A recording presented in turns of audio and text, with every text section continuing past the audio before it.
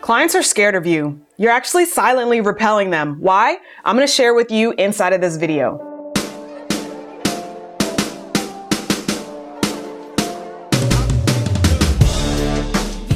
Welcome back. Today we're talking about how you're silently repelling high-ticket clients and what to do to fix it.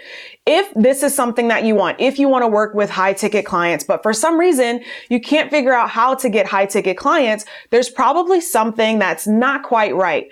For some people, it's because they don't actually have a clear idea of their target client. They don't have a clear idea of how they help that target client. They don't have a clear idea of why that client should work with them. They don't have the basics. But that's not you. You know who you want to work with, how you help them, and why they should work with you. But for some reason, you're not able to book high-ticket clients. So what gives? What's the problem? I'm going to tell you why you're silently repelling high-ticket clients. So there's actually a vibration coming from you. What is that vibration? It's a vibration of fear. So you are living in fear, you are literally vibrating fear, and you are acting out fear. So what does this look like? So even though you think you know why someone should want to work with you, you're probably a little bit scared that you don't have enough credentials, or you don't have enough experience, or you actually don't kind of know what you're doing. Maybe you're even thinking, why would anybody want to work with me? They're going to find out that I'm actually an imposter. Or you heard someone say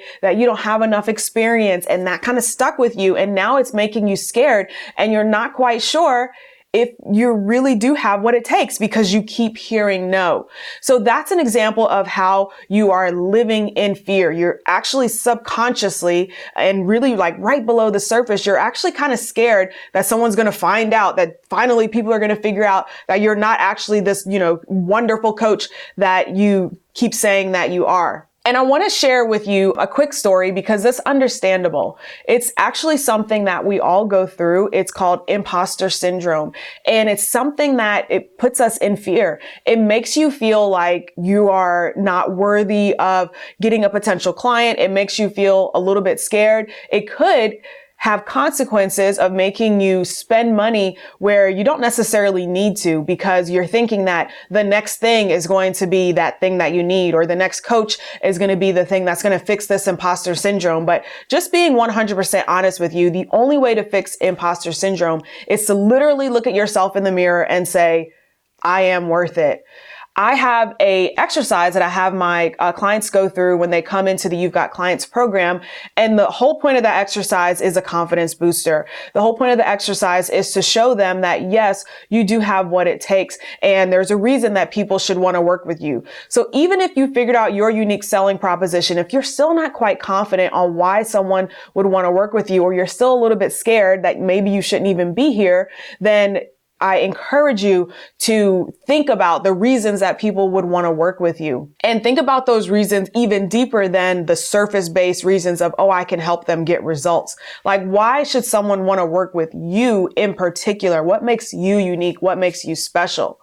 So the story that I wanted to share with you was one for myself where I thought all of a sudden I was like, people are going to figure out that I've only been doing this for a couple of years. Because to be honest, when I took on my first client in social media management, I had only been doing it for about 3 or 4 years for myself.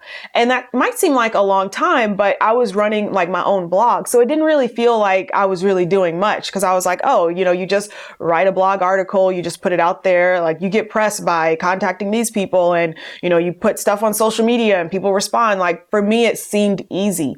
And because it felt easy and it seemed easy, I was kind of scared that when someone asked me to do it, they would figure out that it was easy, and they would wonder, why am I paying her for something like this? So it's important to understand that when you feel that way, it's okay. It's valid.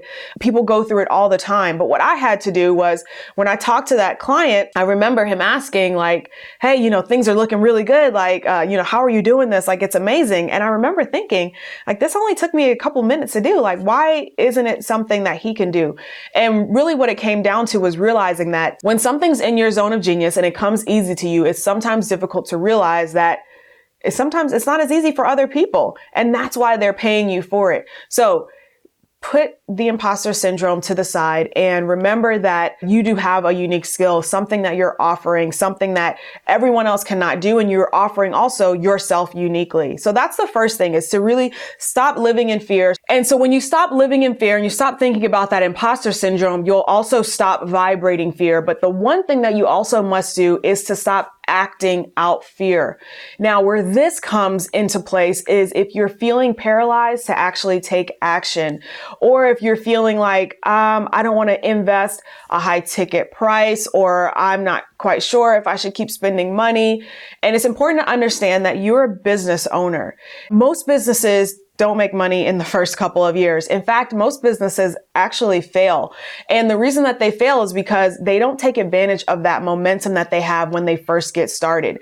So when you first get started, you've got that excitement, you've got that momentum. And this is especially true for solopreneurs or entrepreneurs that are kind of getting started on their own. If you don't have any capital from outside sources and you're using your own capital, right? You're bootstrapping, then you have that momentum when you first get started because you're so excited to get started. You're telling everybody about it. They're all cheering you on, and they might be thinking, well, maybe it might not work, but whatever. It doesn't matter because you're super excited and you have that energy to do those things that you need to do.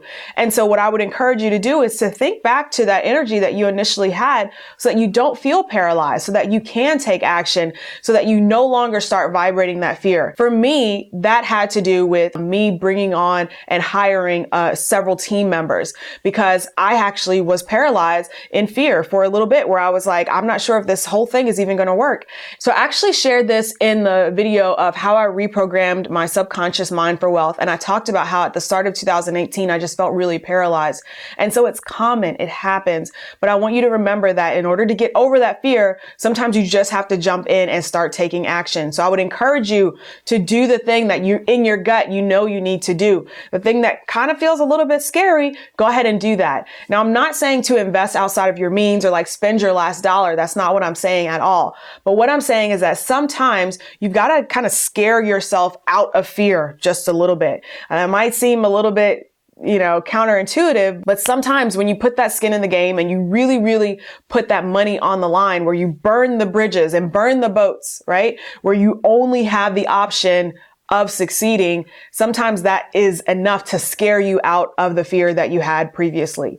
So if you feel like you're not able to book high ticket clients, more than likely you are vibrating fear. And there are a couple ways that you've got to get out of that, meaning you've got to be willing to be a high ticket client. You've got to be willing to invest where you need to invest. You've got to be willing to get over your imposter syndrome. You've got to believe in yourself and sell that confidence, because your clients are not going to buy your fear, because they have fear also. So they don't want that fear. They want to buy your confidence. And if you want to sell high ticket clients, you've got to have that confidence as well.